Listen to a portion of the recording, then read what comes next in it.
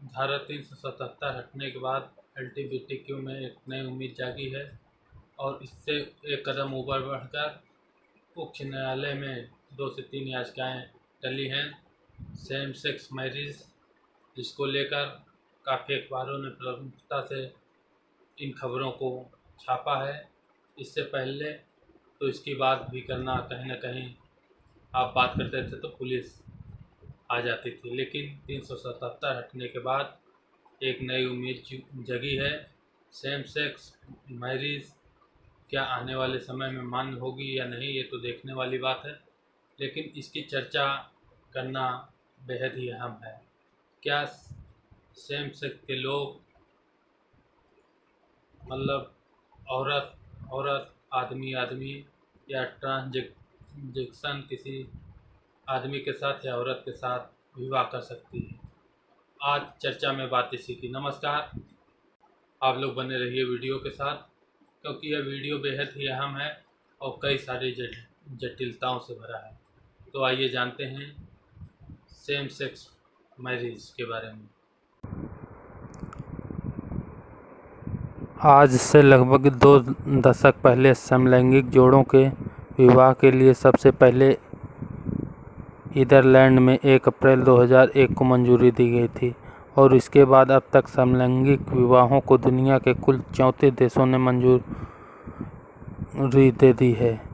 इसमें संयुक्त राज्य America, New Zealand, Finland, south Africa आदि प्रमुख देश हैं।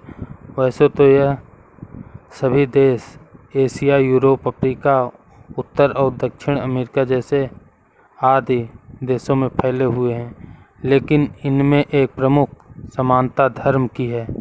ये सभी देश बहुसंख्यक रूप से ईसाई धर्म को मानने वाले हैं, एक ताइवान को छोड़कर जिसका राजधर्म बौद्ध और ताओ धर्म है।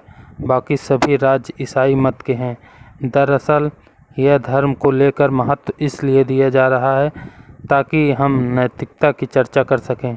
धर्म पंथ की नैतिकता से कोई स्पष्ट सरोकार तो नहीं, लेकिन कई बार कानूनी और संवैधानिक चर्चाओं में इन्हें प्राथमिकता दी जाती है और समलैंगिक विवाह में भी ये केंद्रीय है।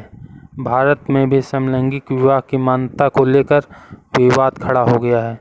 सुप्रीम कोर्ट को दिए गए हलफनामे में केंद्रीय सरकार ने इसे नैतिक मूल्यों के खिलाफ बताया है।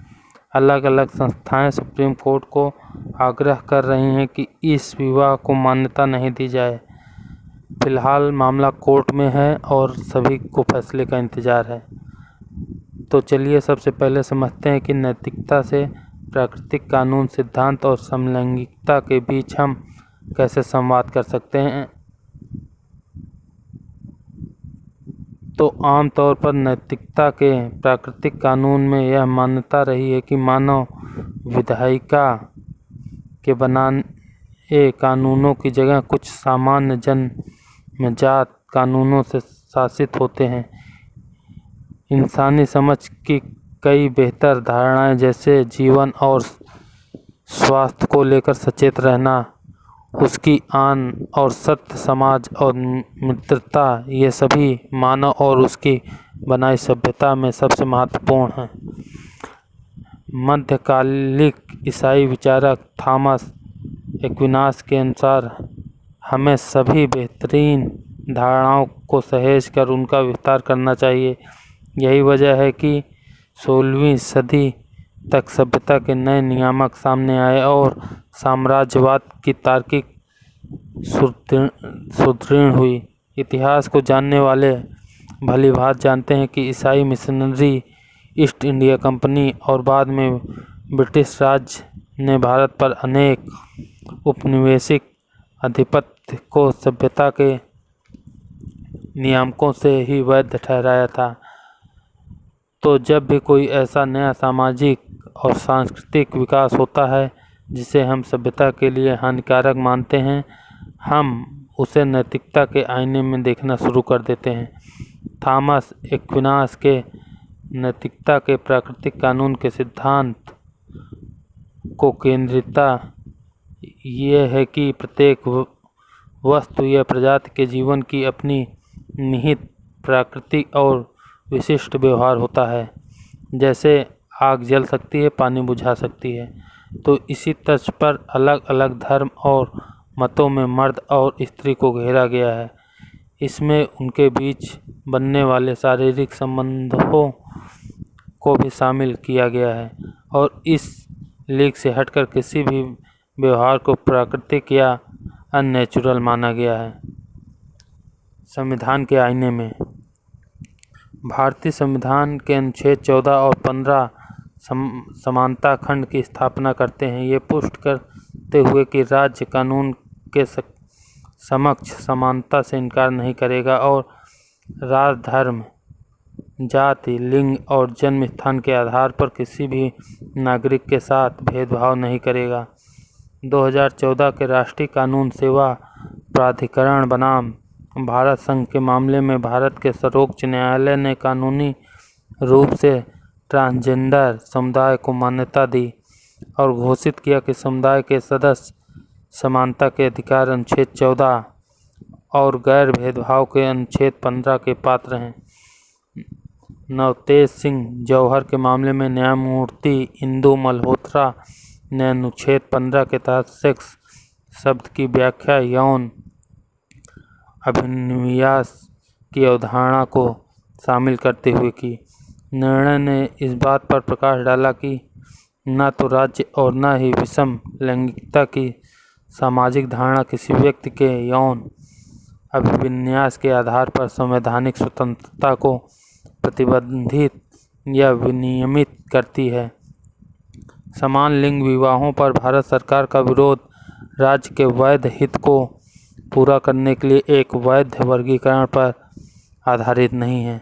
सरकार एक समान नागरिक संहिता लाने के इच्छुक है और इसी कारण समान लिंग विवाहों के कानूनी मान्यता का विरोध करने के लिए समान व्यक्तिगत कानूनों में जटिलताओं का हवाला देती दिखाई दे रही है। चूँकि ट्रांसजेंडर और समलैंगिक पहचान पहले से ही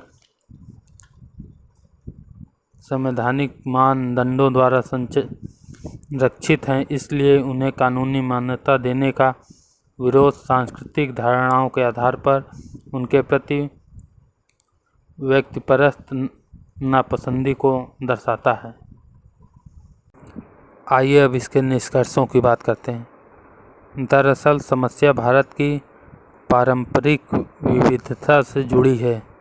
जिन 34 देशों ने समलैंगिक विवाह को कानूनी मंजूरी दी है, उन्हें मतों की विविधता का ध्यान नहीं करना पड़ा था, क्योंकि वे सभी स्टेट रिलीजन जैसी एकता के सूत्र में बंधे हैं। लेकिन भारत जैसे सेकुलर राष्ट्र, और वो भी जहाँ सेकुलर का मतलब सभी धार्मिक और सांस्कृतिक विविधताओं की समानता हो, उसमें कोई एक कदम उठाना संभव नहीं होगा।